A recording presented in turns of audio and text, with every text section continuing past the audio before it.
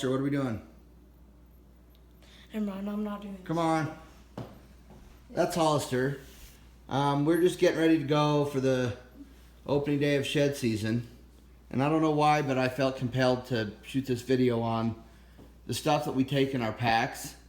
Understand, I'm not a prepper. I'm not a big survival guy. I don't, spend my time studying that. But an experience happened when my oldest Hollister, who we just met, was 8 in the southwest desert of Utah. We were looking for elk sheds in a really remote place, 2.5 hours from any pavement, 2 hours from cell service. And Hollister and I were in the cedars, and I was keeping him pretty close to me, but not too worried. And I told him to take one trail. I took another trail. I thought both trails met at a water hole. These are wild horse trails. And I get to the water hole. Our other friends met up, and little 8-year-old Hollister was gone. He didn't have a backpack. He didn't have water. He didn't have any supplies. He was just counting on me to carry all of it. And the next 45 minutes were probably the worst 45 minutes of my life. In my mind, I'm thinking, he doesn't know what to do. He's going to keep walking. It's in the cedars. The more he walks, the further away he gets, the less likely we are to find him. And a little boy in our hometown of Salem, Utah, unfortunately did, I think, just that, and he went and was never found. So that changed me and how I went about what we do when we're out antler hunting or fossil hunting. I want the boys to be able to have the freedom to get where they want to go, but most importantly, to do that, they've got to have the knowledge and some basic supplies so that they can survive if we were to get separated. So this seems like a lot of stuff, but I'll tell you what, it sure puts my mind at ease. So let me go through really quickly. This kit, this is Holden, he's 10. This is his kit. Probably the most important thing for immediate, safety is a radio. The radio I have for him has a tether on it, so he won't lose it, and it's brightly colored. He also has extra batteries for the radio and for his flashlight. He has asthma, so he has an extra asthma inhaler inside of his backpack, including one in his pocket. A waterproof kit that has a flint stick, an emergency blanket, which I think is probably better for signaling, but probably would provide some warmth.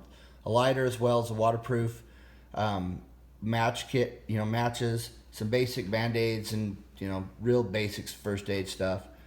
A large garbage bag to be used as shelter or rain gear, or to keep his stuff wet if it starts to rain. And this is a hunter orange vest. And what I've instructed my kids to do is, if we get separated and for whatever reason they can't get a hold of us on anyone on the radio, they can walk for 400 steps in any direction to try to self-rescue. If they don't figure out where they are, they can walk another 1,000 steps to the highest point where there's visibility, and they're to put this orange vest on a stick up where it can be seen. They have additionally a survival whistle. I don't care about a compass. I don't want them to self-rescue. I want them to stay put, but a whistle is a pretty cool thing. I'll tell you about how I found Hollister when he was lost. A small lightweight knife, kind of a real basic multi-tool, but it's an extra knife, and who knows, could come in handy. Some paracord if they had to build a shelter, and a good flashlight. That's kind of basic stuff. It seems like a lot, but I'm not worried when I'm hunting with them.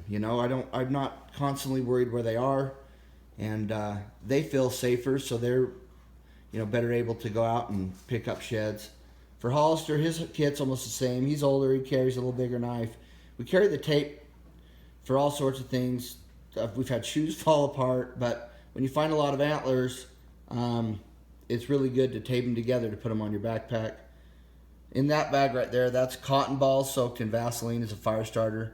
In Colorado one year, it snowed and it was brutal cold, and we had fire starters, and I'll tell you what, I appreciated it. In my kit, it's pretty much the same. I do carry an EpiPen for Holden and myself. I also carry an additional inhaler. I carry a small compact pistol, not for protection, but the way that I found Hollister in the Southwest Desert, the only supplies I had was a I did have a pistol, and I began shooting it in the air, and he was able to hear the gunshots and find us. Ironically, he had returned to camp. He knew where he was. I just didn't know where he was. I carry a stove and dehydrated food on our long, day hikes. Warm food with little kids when they're cold sure energizes them. I carry a GPS a lot of times to show private and public property, not as much to so we can get out of there. Get spare batteries again. I always carry 2 radios. One as a spare, and inevitably we go with someone who doesn't have one. I have a lot better multi-tool, a good pocket knife, a little saw, a basic knife sharpener, and then I carry a large backpack with spotting scopes and a tripod. But the boys carry smaller packs, and I want them to be self-sufficient. I want them to be able to be out there and not relying on other people. And I don't know if any of you are new dads and you want to hike with your kids. I really hope you don't make the mistake I did, because losing Hollister that day, it changed the way that I spend time outdoors. And we've gone over drills with our kids. They can start a fire on their own. They can start a fire when it's wet. They know how to build a basic shelter. They know how to do the things that I really believe that if something should happen to me, we always tell someone where we're going and when we'll be home. And say I had a heart attack and died, my 2 boys would be able to survive in the wild, and they would be able to know what to do to get rescued. And that's good peace of mind. I just think it's good common sense.